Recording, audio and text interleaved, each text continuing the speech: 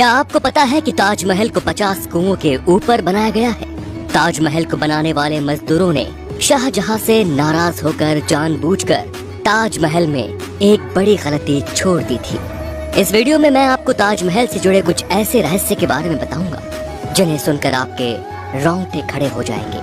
ऐसा माना जाता है कि ताजमहल का निर्माण साल 1631 में शुरू हुआ था और साल 1653 में ये बनकर तैयार हो गया था और इसे आज भी निर्माण कुशलता का एक विशाल नमूना कहा जाता है।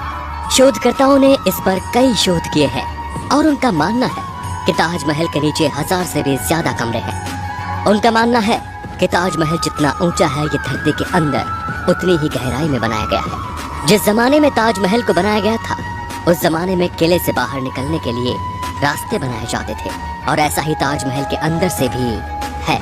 इसके नीचे से भी एक रास्ता है जो कहीं बाहर निकलता है, लेकिन ताजमहल के रहस्यमयी तहखानों की तरह उस रास्ते को शाहजहां के समय से ही बंद करवा दिया गया। आपको ये जानकर जरूर हैरानी होगी कि ताजमहल का रंग बदलता है। दिन के अलग अलग पहर के हिसाब सुबह देखने पर ताज गुलाबी दिखता है, शाम को सफेद दिखता है और चांदनी रात में सुनहरा दिखता है। ऐसा सफेद संगमरमर पर सूरज और चांद की रोशनी पड़ने के कारण होता है। ऐसा कहा जाता है कि ताजमहल के निर्माण के वक्त भूत और जिन्न इनकी नींव नहीं रखने दे रहे थे। वे बार बार इसे ध्वस्त कर रहे थे और कारीगरों को डराकर भगा देते थे। ऐसे में शाहजहां ने भूत और जिन्न को वहां से भागने के लिए हुमायूं की राय ली। हुमायूं ने शाहजहां को अरब में बुखारासर के पीर हजरत अहमद बुखारी को बुलाने का सुझाव दिया था। इसके बाद शाहजहां के हाथों नींव रखवाकर ताजमहल को बनवाने का काम शुरू करवा दिया गया। तब कहीं जाकर इसका निर्माण हुआ। साल 1934 में दिल्ली के एक निवासी ने दीवार पर एक छेद के जरिए ताजमहल के तहखाने में जो कमरे थे उन्हें झांक कर देखा था। उस आदमी ने देखा कि वो कमरा स्तंभों से बना एक बड़ा हॉल था और वो स्तंभ हिंदू देवी देवताओं की मूर्तियों से भरे पड़े थे, जिसे देखकर लगता है कि किसी ने हिंदू मूल को छुपाने का पूरा प्रयास किया था। वहाँ के स्थानीय लोगों का भी मानना है कि ताजमहल एक हिंदू मंदिर था जो तेजो महल के नाम से प्रसिद्ध था। बाद में इसे ताजमहल का रूप दिया गया, परंतु सच्चाई क्या है ये कोई नहीं जानता। आज भी किसी को नहीं पता कि भारतीय पुरातत्व सर्वेक्षण ने 22 कमरों को इसलिए बंद रखा है ताकि इस कमरे में छिपी सच्चाई के चलते भविष्य में कोई दंगे न हो। सबसे मजेदार बात तो ये कि कुतुब मीनार नाम इमारत को, जिसको हम सबसे ऊंची इमारत मानते हैं, ताजमहल उससे भी ऊंचा है। कुतुब मीनार को देश की सबसे ऊंची इमारत कहा जाता है, लेकिन इसकी ऊंचाई ताजमहल के सामने छोटी पड़ जाती है। ताजमहल को देखने के लिए एक दिन में सबसे ज्यादा भीड़ इकट्ठी होती है। ताजमहल को देखने के लिए पूरी दुनिया से 12,000 सैलानी हर रोज आगरा की ओर रवाना होते हैं। शाहजहां चाहते थे मुमताज के लिए बने सफेद ताजमहल के बाद वे अपने लिए काला ताजमहल बनवाएं, लेकिन जब उन्हें उनके बेटे ने कैद कर लिया तो उनके लिए सपना एक सपना ही रह गया।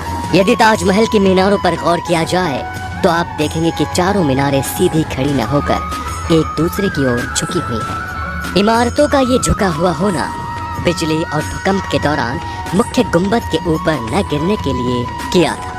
कहा जाता है कि जिन मजदूरों ने ताजमहल को बनाया था शाहजहां ने उनके हाथ कटवा दिए थे, लेकिन इतिहास में वापस लौटा जाए तो ताजमहल के बाद भी कई इमारतों को बनवाने में उन लोगों ने अपना योगदान दिया था। उस्ताद अहमद लाहौरी उस पल का हिस्सा थे जिन्होंने ताजमहल जैसी भव्य इमारत का निर्माण किया था। जिस जगह पर हम आज की तारीख में ताजमहल जैसी भव्य इमारत को देखते हैं वहाँ पहले शिव मंदिर था जिसका नाम तेजो महल था और उसकी छत पर टपकने वाला पानी शिव जी के शिवलिंग पर बूंद बूंद करके टपकता था। इसके पीछे की एक कहानी ये भी है कि जब शाहजहां ने सभी मजदूरों के हाथ काट दिए जाने की घोषणा की ताकि वो कोई ऐसी इमारत न बना दे, तो मजदूरों ने छत पर एक छेद छोड़ दिया था ताकि शाहजहां का सपना पूरा न हो सके।